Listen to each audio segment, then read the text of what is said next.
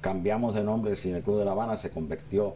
en la Cinemateca de Cuba, esa que después todos esos miserables del Instituto del Cine, encabezado por Alfredo Guevara, decían que era la Cinemateca Batistiana. Es decir, una cosa que comenzó en el año 50 tenía que tener una presciencia descomunal para anticipar el golpe de Estado de Batista 2 años más tarde. Lo que sucedió fue que la Sociedad de Nuestro Tiempo pusieron a Harold Gramache, y lo puso Frankie por sus supersticiones sociales, puso a Harold Gramache de presidente de la organización, que era ya una organización cultural Nuestro Tiempo, y de secretario y abogado el que luego sería mi cuñado Juan Blanco, y los dos resultaron ser miembros secretos del Partido Comunista Cubano.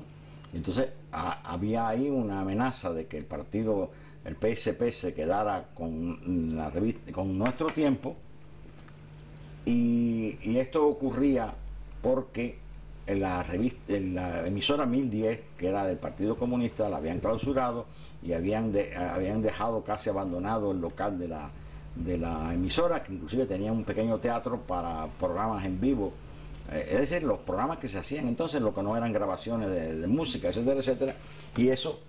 nos lo cedieron a nosotros, pero no había ningún compromiso político por medio, hasta que se descubrió que estos dos personajes, el abogado que era secretario en realidad y que llevaba las actas, y el presidente de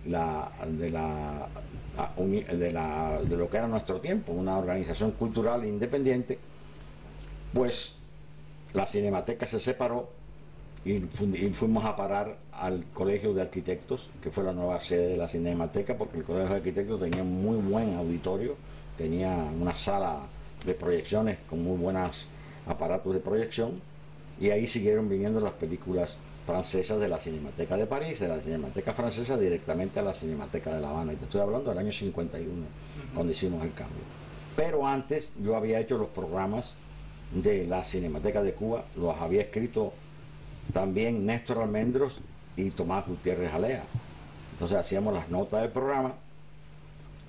y ahí yo seguí escribiendo críticas de cine, esta vez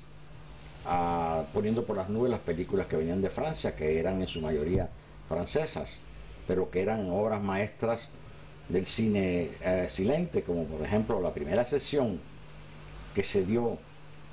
en Nuestro Tiempo de la Cinemateca de Cuba fue en un local que se llamaba La Artística Gallega, que por supuesto habrá dejado de existir, estaba muy cerca de la terminal de trenes, y tenían también una sala de actos, pero no había tanta cabida como en el Colegio de Arquitectos, y la primera película que exhibimos fue El Perro Andaluz, o Un Perro Andaluz. Y recuerdo sí que el examen estaba entre el público, pero recuerdo con mayor emoción el hecho de que esta era una película muda, y había gente en las escaleras y en la calle. No sé qué esperaban, porque no se podía, en realidad no había, poníamos música de discos y eso era todo lo que se podía oír, porque era una película silente. Pero el amor el interés o la curiosidad de ver Un Perro Andaluz los llevaba a que no pudieron entrar porque se cobraba la entrada, y se quedaron en la escalera y en la calle, en la acera. Entonces esas crónicas, es decir, eran más o menos críticas, no eran todavía crónicas. Pues cuando Antonio Ortega, la revista Bohemia, compró la revista Carteles, él me ofreció las páginas de cine. Pero como había habido el incidente que está narrado en varios libros míos, de que yo había sido preso por un cuento que tenía malas palabras en inglés, y que había ido a la cárcel y me habían juzgado y me dejaron fuera de la escuela de periodismo por 2 años, y después Ortega me dijo, bueno, pero usted, claro, Bohemia era quien había sufrido el ataque del Ministerio de la Gobernación de Batista, un señor que se llamaba Ramón Hermida, y que era famoso porque se ponía mucho talco para parecer blanco. Y el director de Bohemia, que era Miguel Ángel Quevedo, se había sacudido como un pato las culpas que le echaba el gobierno de Batista de publicar obscenidades, y me había caído a mí encima todo, que yo era el autor. Entonces yo fui preso por la secreta, no por ninguna policía política, aunque ya estaba Batista. Esto ocurrió en octubre del 52 y Batista dio el golpe de Estado en marzo de ese año. ellas se preparaban en realidad para la represión, y yo fui a parar a la celda de la policía secreta. Todo eso yo lo he contado en realidad en mi libro, O, que hay un capítulo que se llama Obsceno, donde hay una narración de toda esta aventura, es como se podría definir hoy, pero que en realidad no fue ninguna hazaña porque yo estaba aterrado. Y Ortega me dijo al ofrecerme las páginas de cine de carteles que yo por supuesto no podía escribir en carteles con mi nombre. Entonces me dijo, búsquese un seudónimo, e inmediatamente surgió el seudónimo, dice G de Guillermo, K de Cabrera, IN de Infante, y salió G. Caín. Y ahí comencé yo a escribir. Primero fueron quincenales, porque Ortega quería tener la certeza de que yo podía cumplir efectivamente con una deadline, con una periodicidad, y después fue una columna semanal, y esa columna semanal se convirtió en la segunda columna o la segunda sección de carteles después de los horóscopos. Y yo escribía todas las semanas de cine, y a veces escribía pues lo que hoy se podía considerar un ensayo, porque yo terminé por hablar nada más que de una película que era la que me interesaba esa semana, pero durante años yo estuve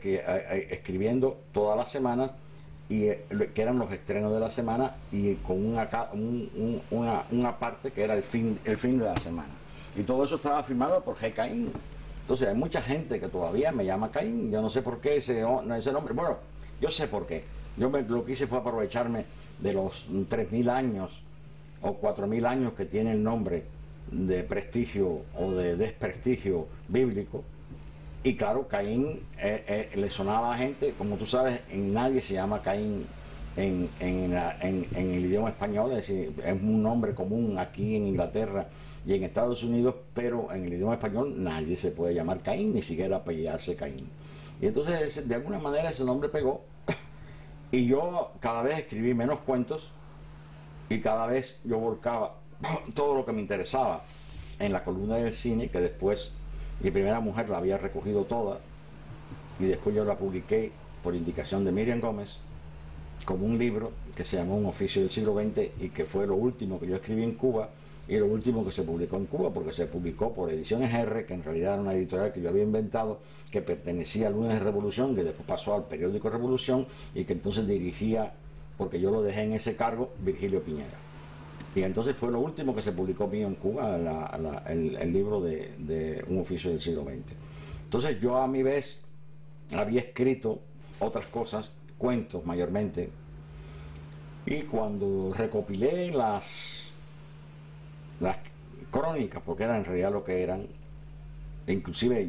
yo la escribía en la revista Carteles en tercera persona, y el crítico de cine se llamaba El Cronista, y todo estaba escrito con un despegue inicial que después se convirtió en una pasión verdadera por algunas películas, algunos directores. Y yo reuní el volumen porque Carteles fue suprimida en junio de 1960, y el Che Guevara aprovechó para hacer publicar ahí Verde Olivo, que era una de las revistas más atroces que jamás se han publicado en Cuba, y mira que se han publicado revistas atroces antes y después de Castro. Y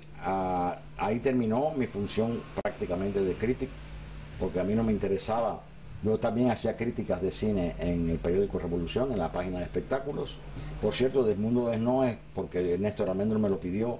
porque Edmundo Desnoes se casó con su hermana María Rosa Almendros y había regresado a Estados Unidos y no tenía trabajo. Yo lo convertí en el crítico de cine del Lunes de Revolución. Mira si yo conozco bien a este personaje. Y lo que hice fue escribir una especie de responso por la muerte de Caín, porque habían desaparecido las páginas de carteles. A mí no me interesaba seguir publicando en el periódico Revolución, y no tenía además el espacio que a mí me interesaba en carteles, porque la columna mía de pronto se convirtió en algo monstruoso que tenía 4 y 5 páginas de la revista Carteles.